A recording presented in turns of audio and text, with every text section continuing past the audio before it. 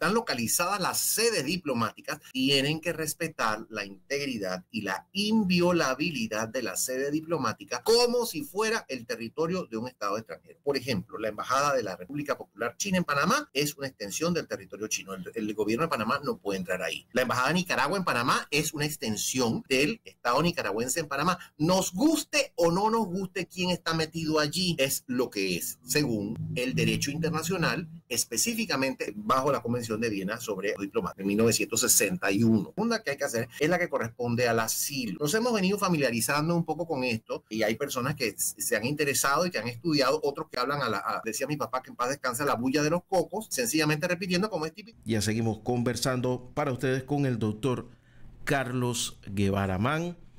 Él es una persona que ha tenido importantes cargos en el sector diplomático, pero no solamente por los cargos, sino porque es un estudioso y un verdadero especialista de las relaciones internacionales. Y si hay alguien que nos puede hablar de lo sucedido en Ecuador con propiedad y autoridad, es el doctor Carlos Guevara Mann.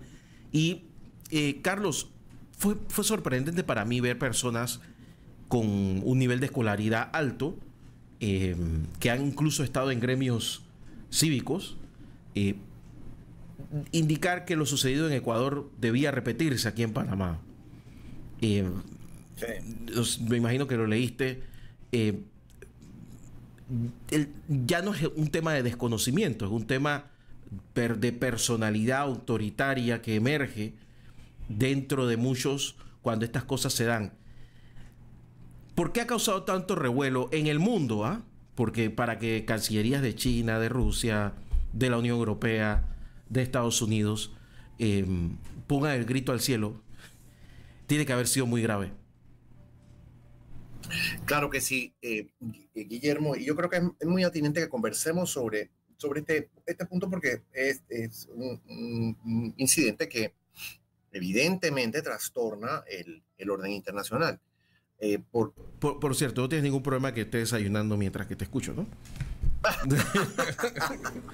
Bueno, para hacerte la competencia, yo me estoy tomando una tacita de café mientras conversamos. Bueno. No, es que también quería acotar que yo creo que para ti y para mí no hay ninguna duda de que el sujeto Jorge Glass, es un delincuente. O sea, vamos a partir de ahí para hablar entonces para escucharte, porque después alguien puede decir, no, pero es que ellos están con los delincuentes. No. Una cosa es una cosa y la otra es la otra. Sí, hay, por supuesto que hay algunos asuntos que precisar, pero a ver, partamos por el principio.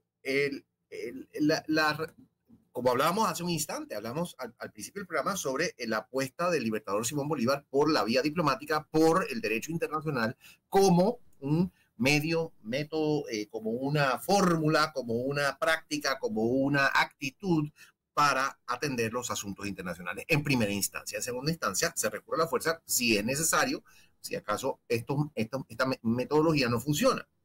Ahora bien, desde aquel momento, el ámbito diplomático, el ámbito del derecho internacional ha evolucionado considerablemente. Y en la actualidad hay una serie de normas internacionales que regulan la conducta de los estados. Y a esas normas deben atenerse todos los estados. En primer lugar, tienen relevancia en este punto las convenciones de Viena. Hay una convención de Viena para asuntos diplomáticos y otra convención sobre asuntos consulares. O sea que los países del mundo se han reunido y estas convenciones abarcan a todos los países del mundo. Por cierto, no solamente a algunos, no solamente a los occidentales, no. Las convenciones de Viena abarcan a todos los estados del mundo. Todos se han suscrito a las convenciones de Viena sobre asuntos diplomáticos y sobre asuntos consulares, porque todos reconocen que es la protección que cada estado necesita para tener representantes diplomáticos, sedes diplomáticas en otros países. No solo eso, sino que a los organismos internacionales también se les concede estatus bajo las convenciones de diplomáticos, porque los organismos internacionales no tienen cónsules, pero los organismos internacionales sí tienen representantes en otros países, tienen oficinas en otros países, y esas también están amparadas por las inmunidades y privilegios. Ese es el término legal. No me refiero a un calificativo que le otorgo yo. El término legal que está inscrito en las convenciones es el de inmunidades y privilegios que corresponden a las sedes diplomáticas.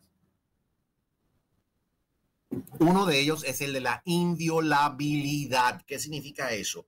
Que se considera que una sede diplomática en un país extranjero es una extensión del territorio nacional. O sea, la Embajada de Panamá en Washington es una extensión de la República de Panamá, que está localizada en la ciudad de Washington, D.C. La Embajada de México en Quito es una extensión del Estado mexicano, del territorio mexicano, que está localizada en la ciudad de Quito, capital del Ecuador.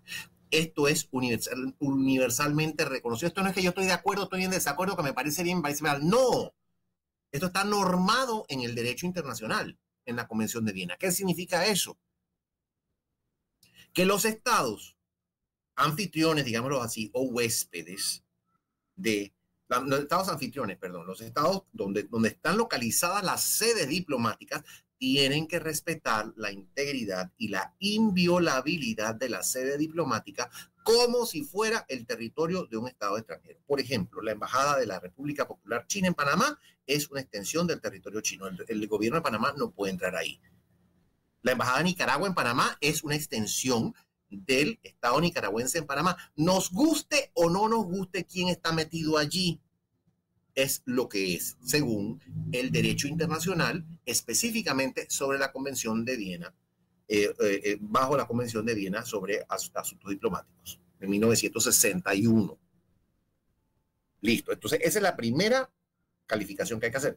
La segunda que hay que hacer, la primera observación importante, la segunda que hay que hacer es la que corresponde al asilo. Y ya nos hemos venido familiarizando un poco con esto, y hay personas que se han interesado y que han estudiado, otros que hablan como decía mi papá, que en paz descansa, la bulla de los cocos, sencillamente repitiendo, como es típico de Panamá, que oímos que alguien dijo algo, entonces lo repetimos como si fuera una verdad, ¿no? Entonces, sin investigar y sin pensar y sin nada. Bueno, el asunto es que el asilo diplomático o el asilo político, porque el asilo político más ampliamente se divide en diplomático y en territorial. Diplomático es cuando el asilante entra a una sede diplomática. Territorial es cuando se traslada al territorio propio de otro país, no a la sede, sino al propio territorio de otro país. Entonces, el asilo político está normado en América, especialmente en América Latina, por varias convenciones. Hay al menos 3 convenciones sobre asilo en América. La Convención de Caracas de 1954, que es vinculante tanto para México como para Ecuador, señala que el Estado asilante, en primer lugar, señala lo siguiente, que no se podrá conceder asilo por causas comunes o por delitos comunes. O sea, que alguien que está sindicado y que está condenado por o está siendo procesado inclusive por un delito común, no califica o no es elegible para recibir esa protección del asilo político. Pero al mismo tiempo dice, y este es el truco, y esto es lo que hemos visto nosotros en Panamá y lo que se ha visto en el Ecuador también, que es el Estado asilante el que califica, lo cual desde cierta óptica es un poco irregular, porque si la persona ha cometido un crimen en otro país, un delito en otro país, y ha sido procesado de acuerdo con ese sistema judicial, entonces, ¿por qué va a ser el Estado asilante el que califique o que valide si el proceso judicial ha sido legal o legítimo o no? Ahí hay una irregularidad, digamos que más que una irregularidad, es una tensión o un punto de controversia, como evidentemente ha sido el caso ahora. ¿Qué pasa, Guillermo? Que, bueno, muchas veces hay procesos judiciales y los procesos judiciales corren su curso y se condena a una persona y digamos que en ciertos casos en ciertos, y lo califico de esa manera porque hay tantas irregularidades en nuestros países, en ciertos casos el proceso es un proceso justo y un proceso correcto y un proceso transparente. Pero hay otros casos en que se utiliza la vía judicial para perseguir a las personas. Y ese es un hecho. Por eso es que la Convención de Caracas señala que es el Estado asilante el que califica, porque perfectamente puede ser el caso, y eso lo estamos viendo en Panamá en otra situación, que a lo mejor tenemos oportunidad para hablar de eso un poquito más adelante, pero lo vemos en otra situación, que se manipula el proceso judicial para perseguir a una persona, a un individuo. Entonces, hablo de conceptos y hablo de criterios. No me refiero al caso específico que se suscitó en el Ecuador. En primer lugar, las sedes diplomáticas son una extensión del territorio nacional, por lo tanto, son inviolables. Eso está normado en la Convención de Viena de 1961 y aceptado por todos los estados del mundo. Eso no puede ocurrir. En segundo lugar, el asilo es una figura jurídica que se ha desarrollado significativamente en América Latina, en particular por la historia de persecuciones políticas y de golpes y de vejámenes que tenemos en nuestro país, en nuestro continente. Y el asilo político está normado por al menos 3 convenciones. La más reciente de ellas, la de Caracas de 1954, que señala que el Estado asilante es el que califica, que el asilo no se puede otorgar a sindicados de delitos comunes, a personas que están, a delincuentes comunes, no se les puede entregar, no se les puede conceder asilo político, pero quien califica ese asilo es el Estado asilante o Estado otorgante del asilo, y no el Estado del cual se quiere escapar o del cual quiere apartarse la persona que busca el asilo político en otro estado. Entonces, ese es el marco, esas son las circunstancias que tenemos. ¿Qué pasó en el Ecuador? El ex vicepresidente, que como bien dijiste tú, fue procesado y fue condenado por corrupción, entre otras cosas por haber recibido sobornos de Odebrecht, cumplió parte de su condena, fue liberado en el Ecuador y ahora enfrenta otros procesos judiciales. Entonces, para anticipar el resultado de los otros procesos judiciales que le pudiesen ser adversos, el señor decidió irse a la Embajada de México. Y la Embajada de México le abrió la puerta y le dijo, métase acá. Y el gobierno del Ecuador protestó porque hay un antecedente. O sea, esto no es que ocurrió en un par de horas, hay un antecedente. El gobierno del Ecuador protestó y dijo, esto no estamos de acuerdo con esto, hagan el favor de entregarlo porque este señor está sindicado y ha sido procesado por delitos comunes y no es merecedor de la protección que confiere el asilo político. Y el gobierno de México se acogió a la normativa que señala que es el Estado asilante el que califica. Entonces, como se encontraban en ese atolladero y ese impasse, el gobierno del Ecuador tomó la decisión de violar la integridad o la territorialidad de la sede diplomática mexicana en Quito, la asaltó con un comando de policías especializados, capturó al ex vicepresidente y se lo llevó preso. Entonces, a todas luces, esto es un atentado contra el derecho internacional y es un atentado contra la Convención de Viena sobre asuntos diplomáticos. De eso no cabe duda, eso no está en discusión, eso es algo inadmisible. Inadmisible. Eso es como si Ecuador hubiese invadido México. Proporciones guardadas, ¿verdad? Pero es como si hubiese invadido México para buscar a alguien que estaba, a un ecuatoriano que estaba procesado, sindicado, acusado de delito, que estaba refugiado en México. Es exactamente lo mismo. Jurídicamente hablando, por supuesto que en términos políticos no es lo mismo, pero jurídicamente es exactamente lo mismo. Entonces, es una violación sumamente grave al derecho internacional lo que ha ocurrido. Pero también hay que hacer una observación, porque como digo yo siempre, y ya esta ya es una observación como politólogo, porque yo no soy jurista, yo soy politólogo. En las ciencias políticas utilizamos el derecho como una rama auxiliar.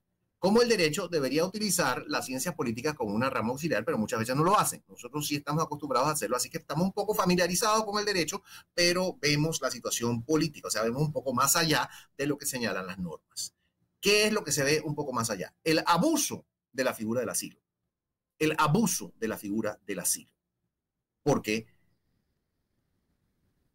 no es la primera vez que un Estado permite que entre a su sede diplomática una persona que ha sido acusada, que está siendo procesada o que ha sido condenada por delitos comunes. No es la primera vez. Y hay estados que se dedican a traficar el asilo diplomático. Hay que hablar abiertamente. Por eso es que digo, estas son consideraciones políticas y yo estoy acostumbrado, como dijiste tú, al análisis político, no solamente al análisis que está circunscrito a las normas jurídicas. El hecho es que hay estados y hay gobernantes que trafican con eso.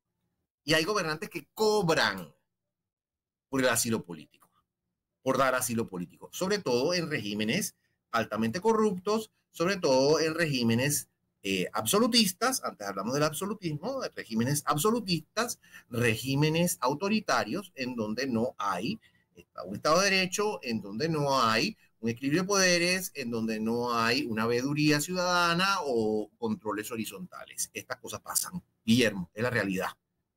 Entonces, lo que digo yo es, esos polvos traen estos lodos.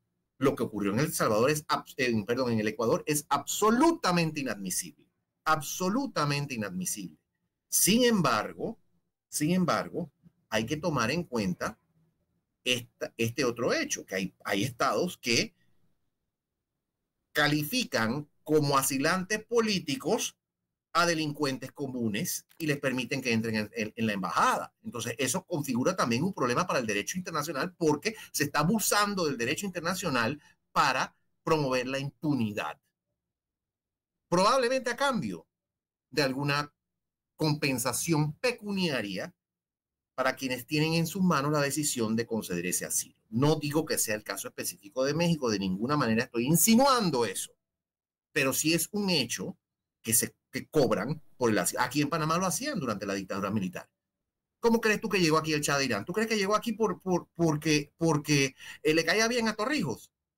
Vino aquí a Panamá porque repartió 12 millones de dólares al dictador y sus adláteres. Eso fue con la maleta. Llegó con la maleta, que fue hasta obvio, llegó con las maletas en la mano, ni siquiera fue que fue una transferencia.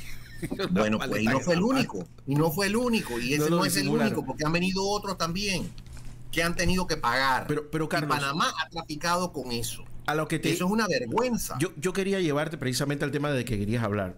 Lo hablaba con el doctor Miguel Antonio Bernal, que creo que tú lo estabas escuchando el otro día.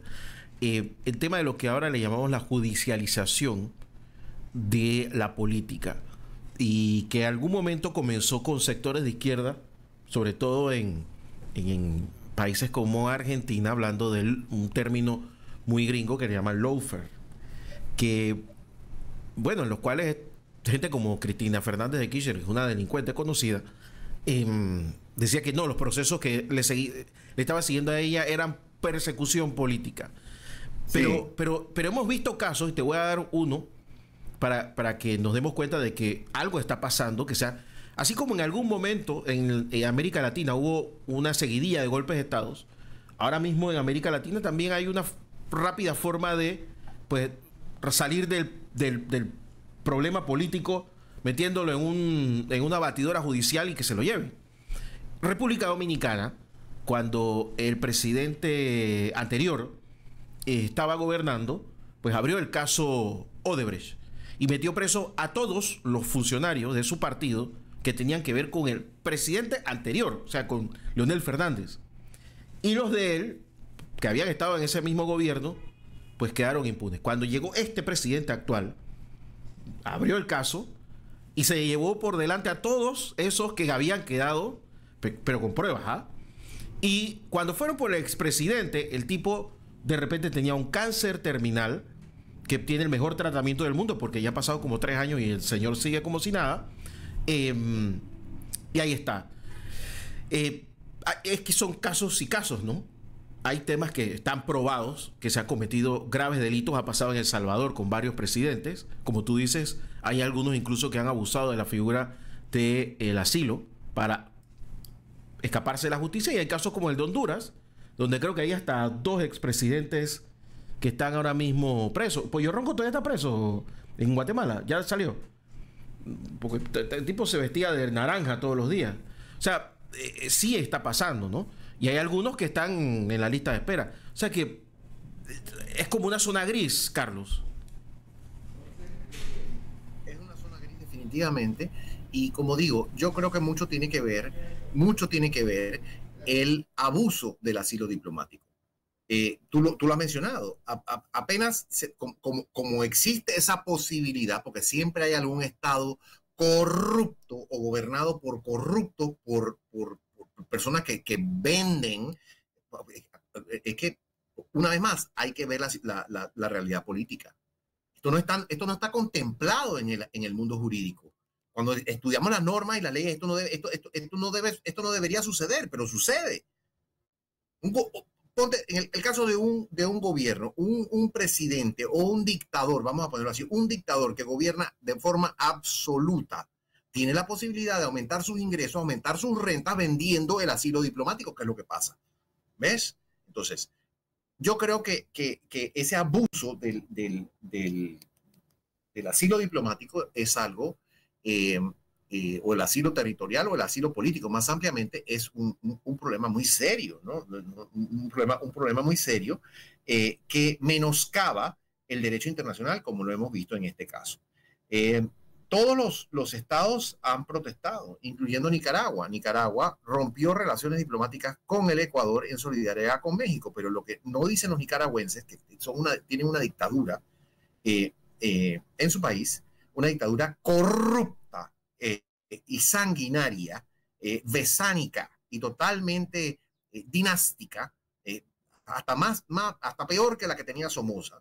Lo que no dice el gobierno de Nicaragua es que ellos hace unos meses, cuando echaron a la OEA, invadieron su oficina, se metieron en la oficina antes de que hubiese finalizado el periodo, el acuerdo que había, o el periodo que había para una salida ordenada de la oficina de la OEA. Tú sabes que este hombre, en su enajenación, porque es un dictador enajenado, ¿no? Enajenado y empachado de su propia soberbia y corrupción, en su enajenación ha empezado a sacar a la gente allá, nicaragüenses y extranjeros, a cancelarles los permisos de operación, o cancelar los marcos jurídicos que permiten la operación de entidades extranjeras, ya sea privadas u organismos internacionales en Nicaragua, además de que ha recogido a nicaragüenses opositores y los ha echado del país, ¿verdad? O sea, ha hecho barbaridades, ¿no? Ese hombre ha hecho barbaridades. Y una de las cosas que hizo fue cancelar la presencia de la OEA en Panamá, en Nicaragua, porque dijo que se retiraba de la OEA.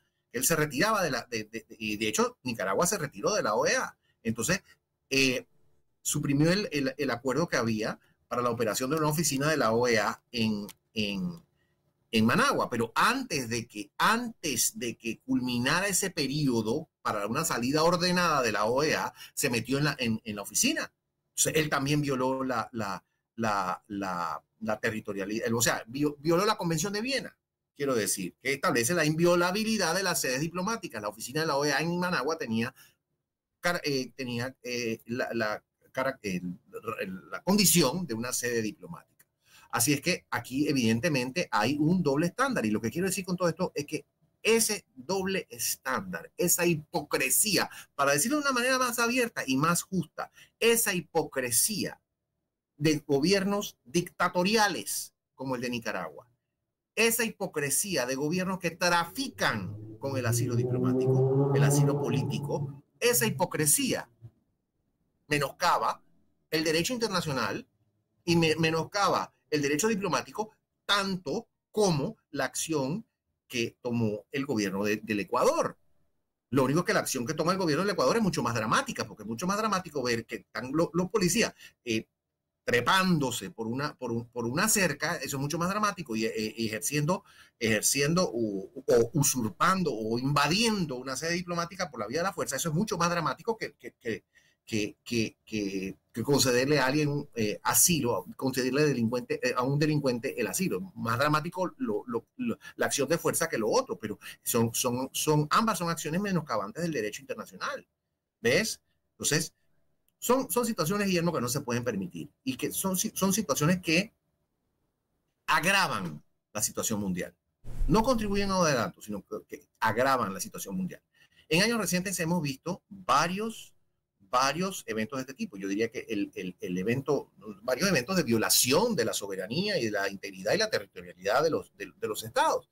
Evidentemente que el ejemplo más flagrante y más grave y de mayores consecuencias ha sido la invasión de Ucrania por Rusia, ¿no? en que se ha pasado toda la normativa internacional, ya sabes tú por dónde, y continúan, después de tantos años, continúan con este asedio en contra de Nicaragua, en contra de Ucrania, que es un estado soberano y que tenía derecho a que se respetaran sus fronteras y a que su territorio fuese inviolable conforme a la normativa internacional, conforme al derecho internacional.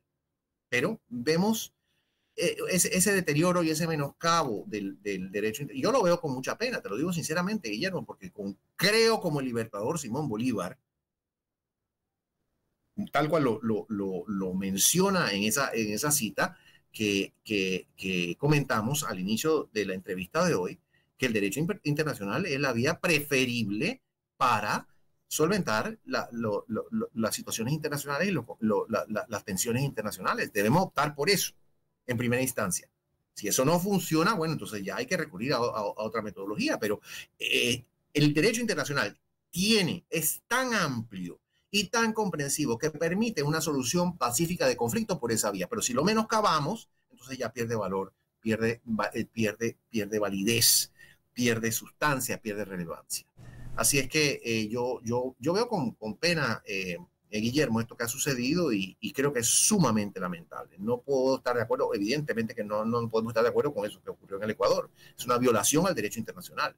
Pero también observo, en mi condición de politólogo, como lo dije antes, analista político, que el tráfico y el abuso del asilo político conducen a situaciones como esta. Como siempre, sumamente claro. Doctor Carlos Guevara Mann, gracias por estar con nosotros otro martes más. Dios mediante, nos vemos la próxima semana. Te mando un gran abrazo y espero que pases un excelente día. Cuídate mucho. Hasta luego. Guillermo. Era el doctor Carlos Guevara Mann con nosotros a esta hora de la mañana, aquí en La Mañana Ancon por Radio Ancon. Vamos a la pausa y regresamos.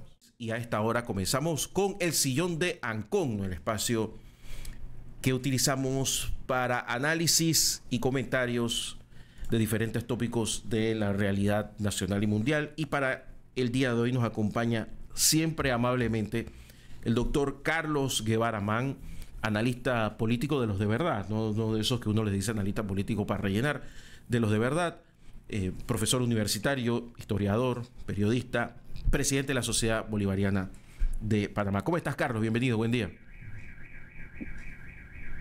Muy buenos días, Guillermo. Muy bien, gracias. En esta mañana del martes 9 de abril de 2024, en una mañana en que hay varios asuntos que comentar, varios asuntos importantes, interesantes, relevantes que comentar contigo. Siempre son muy fructíferas estas conversaciones que sostenemos en las mañanas de los martes, así es que tengo gran expectativa en torno a la entrevista de esta mañana. Así mismo es, Carlos. Bueno, yo te diría que comencemos. Ayer estaba viendo un tema histórico que sucede nada más y nada menos que el día de hoy, pero de 1824. Y son los 200 años de la Carta de Bolívar a Sucre.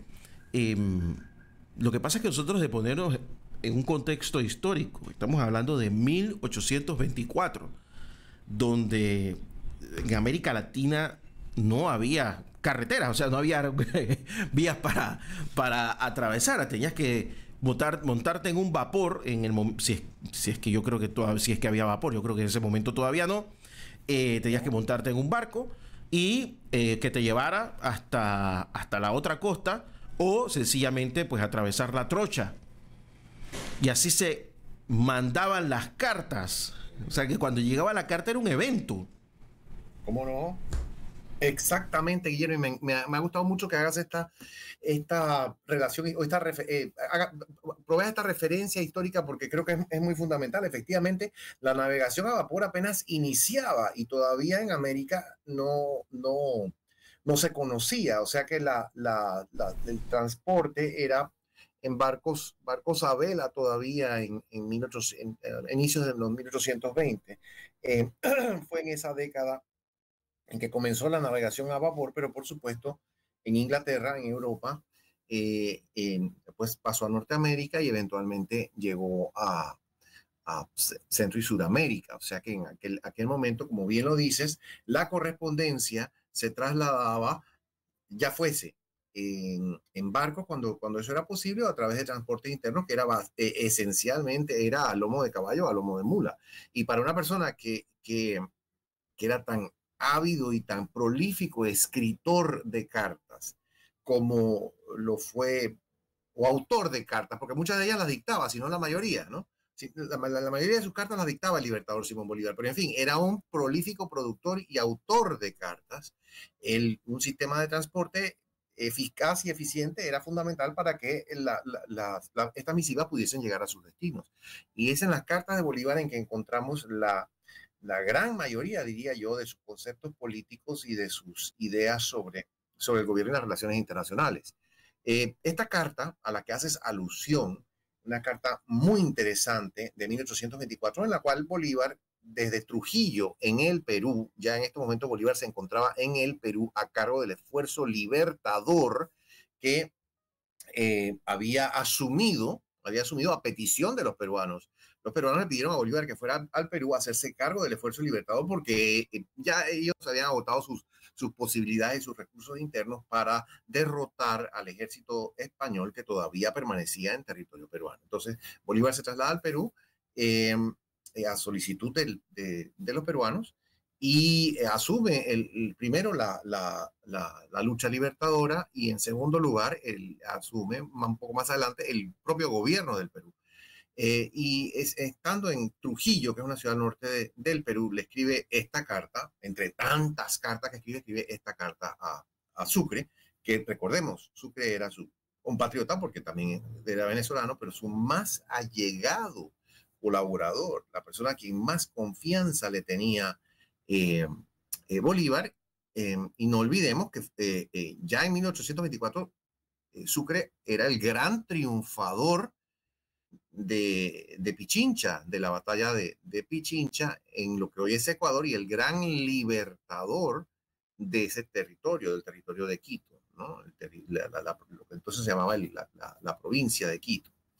Que posteriormente se unió con Guayaquil para formar la República del Ecuador una vez que fenece la Gran Colombia. Pero en fin, estamos en 1824 todavía. Y Bolívar le hace varios señalamientos a Sucre. Le habla de asuntos personales, le habla de temas de la guerra, le preocupa el curso de la guerra, le habla acerca de los preparativos que son necesarios, el abastecimiento de las tropas, el pago de las tropas y demás. Pero hay un párrafo, y es lo que me llamó tanto la atención anoche que estaba revisando el epistolario bolivariano, como hago con frecuencia, porque siempre, como digo, hay luces y asuntos interesantes que se encuentran. Y este párrafo que comentaste tú hace un instante es uno que me llamó mucho la atención.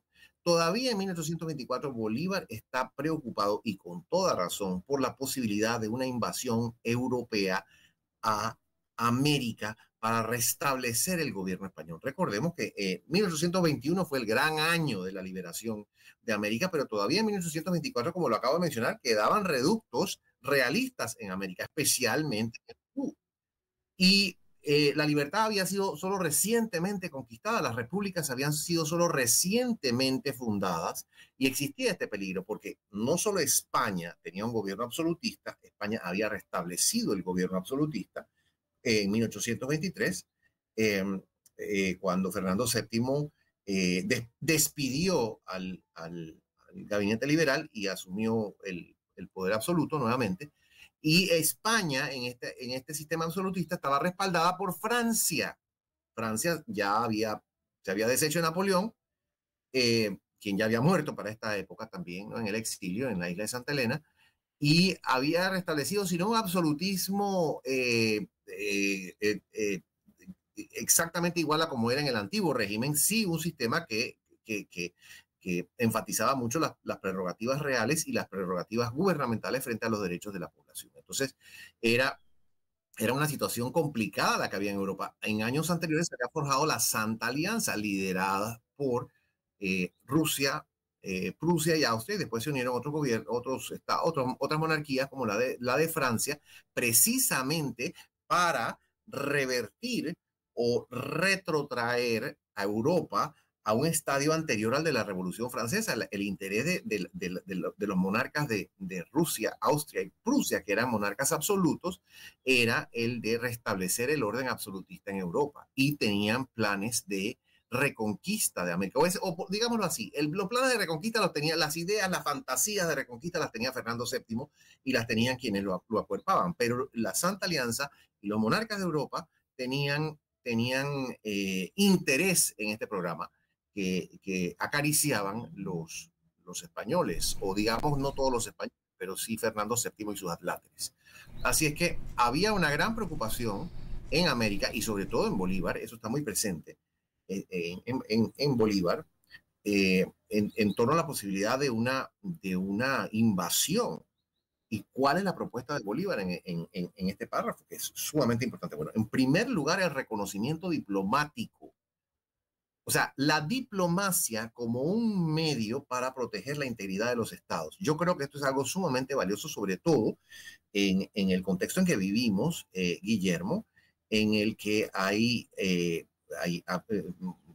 habido unas violaciones bastante significativas del derecho internacional. Entonces, la diplomacia y más ampliamente el derecho internacional como un mecanismo para proteger la independencia y la integridad de los estados. Y cuando eso no funciona, entonces las alianzas defensivas. ¿Y con quién era la alianza defensiva que buscaba Bolívar? ¿Con qué potencia extracontinental? Con el Reino Unido. Decía, el Reino Unido no se concilia con los intereses de la Santa Alianza. El Reino Unido no es que quiera pelear con Francia directamente, habían peleado en las guerras napoleónicas con Francia durante tantos años, pero si Francia intenta inmiscuirse en América, el Reino Unido va a defender la integridad y la independencia recién adquirida de las repúblicas sudamericanas, y también se refiere a los americanos, y por supuesto que la referencia es a los americanos del norte. Entonces, la expectativa de Bolívar era, en primer lugar, a través del derecho internacional y a través del reconocimiento diplomático, lograr una protección para los estados recién fundados. Al mismo tiempo, o digámoslo así, si no funciona esa vía, si esa vía no es suficiente, entonces buscar alianzas defensivas como la que planeaba o la que vislumbraba con el Reino Unido, con la que vislumbraba con Estados Unidos, como lo dice en esa carta. Por supuesto que después hay cambios en la política bolivariana. La política bolivariana no era estática, y Bolívar no era el mismo en 1810 que en 1820 que en 1830. Las circunstancias tampoco eran las mismas, pero en ese momento lo que creo yo que hay que recalcar como un asunto importante es su apuesta por el derecho internacional, por el reconocimiento diplomático, por el respeto a la integridad de los estados y por las alianzas defensivas. Las alianzas defensivas nos atañen directamente, porque 2 años más tarde, en 1826, en Panamá, se reúne el Congreso Anfictiónico precisamente con el fin de crear un mecanismo de protección, un mecanismo para defender el sistema republicano y la libertad recientemente adquirida en América. Así que me pareció muy significativo esto, como digo, no solo porque nos acercamos al bicentenario del Congreso Anfictiónico, que vamos a tener o sea, tenemos el deber de conmemorarlo de una manera importante, sino por los principios que están vertidos en esa carta, ese principio de de confianza en el derecho internacional, de respeto por la integridad de los estados, de confianza en la vía diplomática, Guillermo, que está tan presente, porque cuando nos acordamos de Bolívar pensamos en un guerrero, pero fíjate, aquí hay un estadista que opta en primera instancia por el reconocimiento diplomático. O sea, en primera instancia se opta por la vía diplomática pacífica, por el respeto al derecho internacional para solucionar los conflictos, las tensiones internacionales. Cuando eso no funciona, entonces por supuesto que hay que buscar la fuerza, pero en primera instancia el otro. Yo creo que es muy significativo en vista de los acontecimientos que hemos venido observando. Así mismo es, Carlos. Carlos, 7:30 minutos de la mañana. ¿Te parece si vamos a la pausa después de esta tan interesante reflexión? Y regresamos, Claro que, porque quería ver si comentábamos con un poquito más de espacio lo sucedido este fin de semana en Ecuador también, ¿no? claro, Y claro que sí. las razones y consecuencias sobre eso. Así que vamos a la pausa, don Diego, y regresamos con el doctor Carlos Guevara Mann en el sillón de Ancon por Radio Ancon.